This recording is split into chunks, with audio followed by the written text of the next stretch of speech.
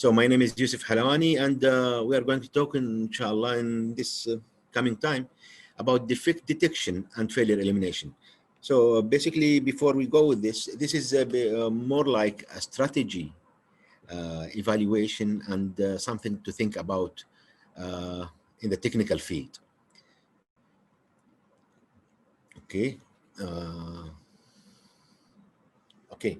So just a quick glance on the reliability. What do you mean by reliability? All of you know that the reliability of an asset or system is the performance of its it is a performing of its intended function for the specified time without any failure.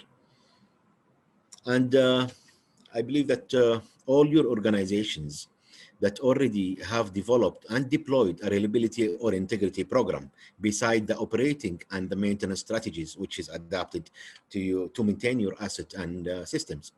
And this is considered as a method, as a mature level or a satisfying mature level to have a reliability or integrity programs. And this is what is called the proactive approach for having a reliable assets and reliable systems, or a reliable asset on systems overall. So this is just a very quick, just to align on the definition of the reliability and the proactive approach. But if we are going to talk about failure, so what do you mean by a failure? Basically, a failure is undesirable event that leads to deviate from our business plan, or you can say it is a deviation of an asset or system to perform its intended function as per the design within the time frame and the allotted budget. So basically something we don't like, it had a negative impact on our business and our goals and objectives. Now, do we justify those deviations? Do we justify those failures? Unfortunately, yes, sometimes we do. But if we are justifying deviation, that means what? That means basically we are just accepting those failures to happen. We are just trying to downgrade those failures from their reality. And this is totally the opposite of the reliability concept. So we shouldn't go at all for justifying the deviation. Yes, we can understand the deviation, we can analyze the deviation, but never justifying the deviation. Analyzing the deviation, this is the right approach for that. So this is as a reliability and a proactive approach. But does reliability have a different approach? Yes. Most of people, I would say, they think about, whenever the word reliability comes, they think about the proactive approach, predicting failures, looking for future, looking for long-term, for the performance, achieving goals and objectives, long-term goals and objectives, performance, meeting plans in the long term, all about proactive. But there is one part in reliability that not so many, not everyone can realize, which is the reactive approach. Yes, ladies and gentlemen, there is, in the reliability, there is a reactive approach. What do you mean by a reactive approach? Basically, we can say that the reactive approach, it goes to two parts. We have a reactive approach, which is basically responding to a failure. You know that when failure happens, everybody jumps in. Maintenance, engineering, reliability, safety, operation, everyone jumps in. And someone will save the night, and he will be the hero of the day. So this is reactive approach, responding to a failure. Usually, how do we respond to a failure? We analyze what happened, we fix it, then we monitor the performance. Then if there is any need for further adjustment, yes, we will recorrect again. And this is very common, very common. But this is part of reliability, a reactive approach, because definitely there was some gap in reliability. And because of that gap, or a condition change, if you like to name it, because of that condition change or situation change or a gap, that failure has happened, even though with all the precautions and with all our reliability approaches that we have considered, a failure happened. And this is the reactive approach. There is the second part, which is the reactive proactive approach. What do you mean by that? Reactive proactive approach? Yes. It is basically reacting to a condition or a situation before the failure happens. How can we react to fail before the failure happens? Basically, monitoring, we have to have a monitoring performance. We have to do a monitoring performance. We have to monitor our asset or systems performance. And then there is a little guy, he would be our best friend in guiding us through the reactive approach for the reliability. And this, our little friend, it's called defect. So we have to detect those defects, analyze the defects, then fixing or eliminating the defects. But what do you mean by defects? Does defect comes before the failure? Well, basically, when we mean, well, what do you mean by defects? Defects is symptoms for failures. They are early indicators for failures. They are warning signs for failures. They are, little guys on the road. They are just raising the red flag for us. Be careful. There is a failure, upcoming in the road. And those symptoms could be, it's a condition or symptoms or indicators that might lead to a failure. Those can appear just like an abnormal noise. Sometimes high vibration, high or low temperature, lower conversion rate. Sometimes an alarm that comes, 2 weeks before the pump failure for pump high temperature, and that alarm just disappeared. It came for half a minute, then it disappeared. Then 2 minutes later, 2 weeks later, that pump failed. That alarm would be a defect. So all those defects, they are symptoms for failures, early indications for the failures. And most of the times, usually those defects, they will be within our operating range, or sometimes they are very adjacent to our operating range. The tolerance is almost very close to our operating range, either on the high side or the low side. And we tend to just to accept it because it is within the within our operating windows. But some of us, or we do not realize the trending up or the trending down or the spikes. We think it's only a spike or just a momentary fluctuation, then it will disappear.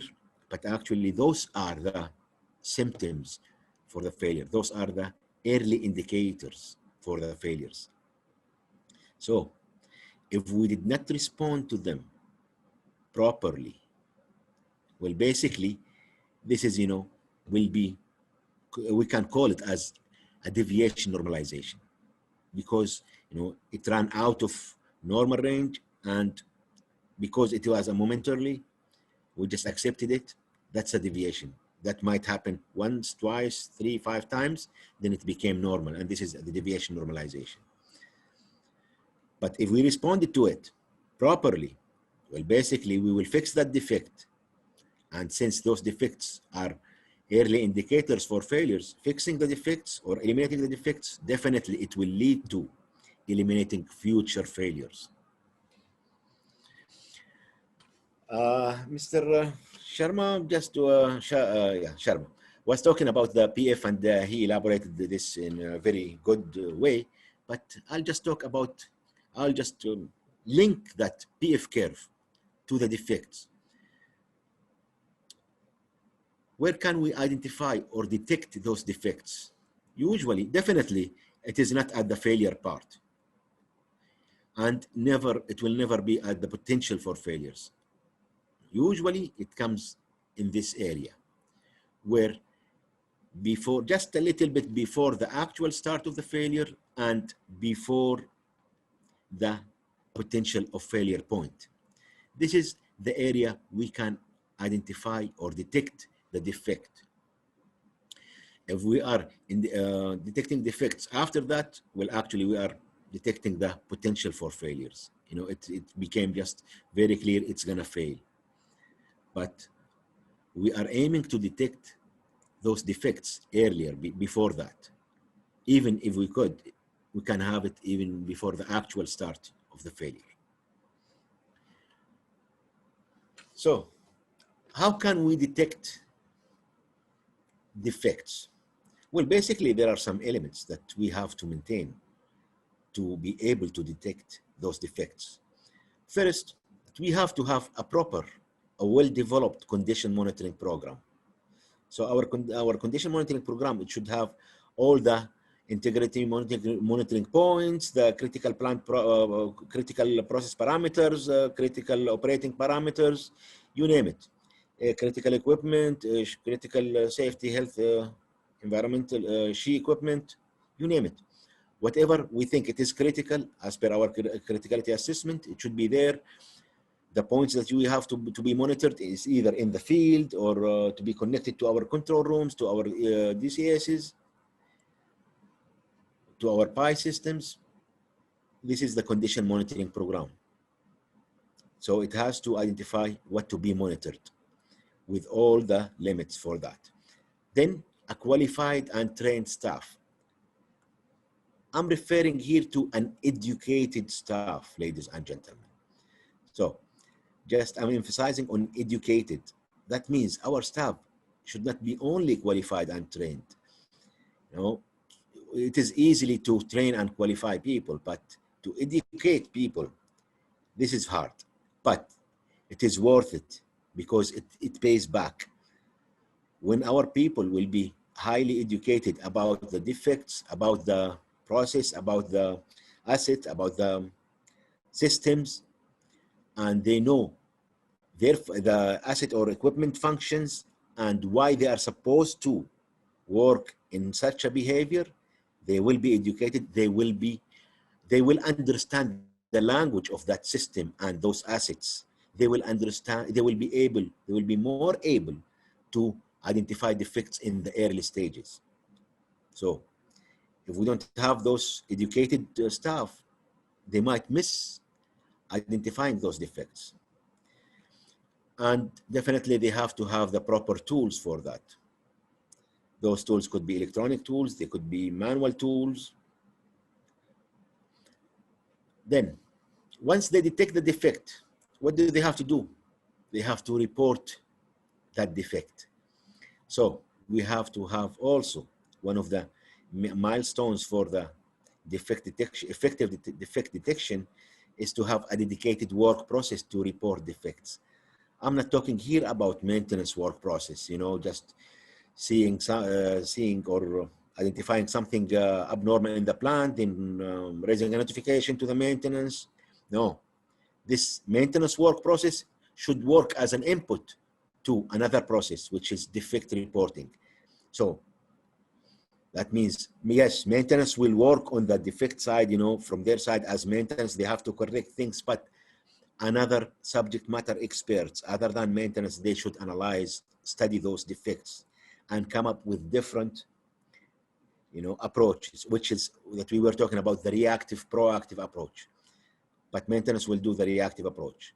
But even though when maintenance do the reactive approach, are they correcting the defect to bring it back, to bring the equipment or the system back to the acceptable limit?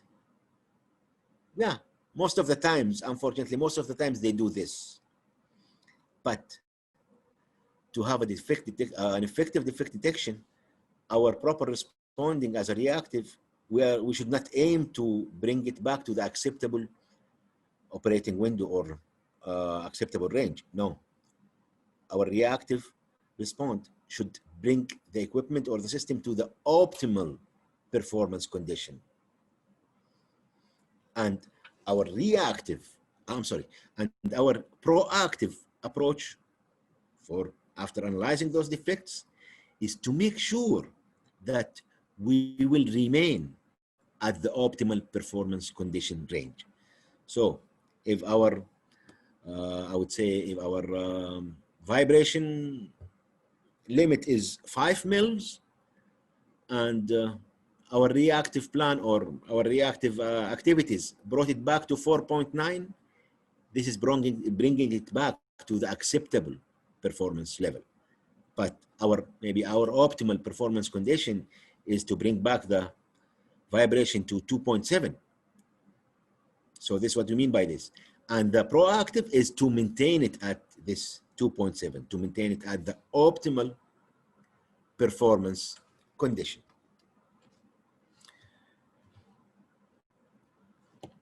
Then, this is the analysis part. How do we analyze defects? Normal people will say that, it's easy. It's a defect. We can just see why it's happening. Then let's fix it, and that's it. Defect will disappear. Yeah, yes, they are right. It will disappear, but for sure, if it was not analyzed properly, it will disappear for some time, but they will appear again. So to have an effective analysis, we have to analyze the cause defect properly by utilizing the adequate problem-solving technique, not troubleshooting technique. Troubleshooting is just to fix broken parts. Troubleshooting to bring it back to the acceptable, as we mentioned earlier, to bring things back to the acceptable limits. But utilizing a relevant or effective problem-solving technique, that will lead us to identify the exact causes for those defects. Once we know those causes, we can fix them. Otherwise, we will be just dealing with symptoms, with superficial causes. So, after the analysis, the next step is reactive solutions. And we are talking here about solutions for the causes, not for the defect. Solutions for the defect, it is just, as we mentioned, it is dealing with the superficial causes, but we need to, with the superficial causes, we need to have the deeper causes, the original causes, the original triggers for that defects. And this is, we call it reactive solutions for those causes. Then the proactive solutions, the second part, there will be the proactive solutions that should be aiming to maintaining the asset or the system at the best achieving rate, as we mentioned earlier. Then developing, modifying the condition monitoring program if required. Maybe we need to increase the intervals or adjust the intervals, adding or adjusting the integrity monitoring points, the monitoring techniques, technology, you name it. Whatever it requires for our condition monitoring program, if requires, we have to work on it. Then, as a proactive, definitely we have to measure the effectiveness of our condition monitoring. Basically, we are talking about the number of the reported defects versus the failure. So the more defects reported, the less failures we should expect. And this will show the effectiveness of our CMPs. The asset performance and the maintenance strategy effectiveness, or sometimes if you like, you can add to this also the operating strategy effectiveness also could be also monitored. And this might be measured through the equipment availability, capacity utilization, mean time between failure. It depends on the nature of the business that the defects took place. 5 minutes for the question, yeah. Mr. Yousef. Remaining 5 minutes. Okay. So, this is the last slide. Thank you for the reminder, Mr. Khalid. The most common KPIs for the defect elimination is to measure the failure reoccurrence. Also measuring the maintenance cost, the reduction in maintenance cost, it is considered as an effective defect elimination KPI to be measured. Spare parts inventory, mean time between failure, mean time to repair. It depends on the business you are in. Maybe sometimes customer complaints might be there. Customer satisfaction might be there as a KPI. What type of business, it will tell you what type of KPIs, but definitely we have to have the proper KPIs to measure our defect elimination process.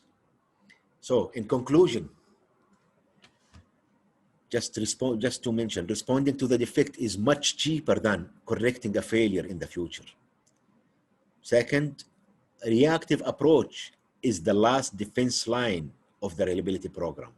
Always remember that reliability program, it has a reactive approach, and this is the last defense line. It's just like a goalkeeper. And The effective defect analysis are main inputs to the reliability studies. You know, the reliability studies, they always look for the failure history or the anticipated failure or predicted failure. So it is an input for the reliability studies. And this is maybe the main point of this presentation. Defect detection and correction, it should not be an activity. It should be a strategy. It's a joint venture or a business partner for the reliability program. So this is something to think about. It's about the technical, how to handle the technical part defects, but through this strategy, maybe you are advanced from this, that's good, or maybe you can identify some areas for improvement in your defect detection strategy or program. I really hope that that was helpful or meaningful for you. Thank you for your listening and time. My name is Thank Yousef. you so much.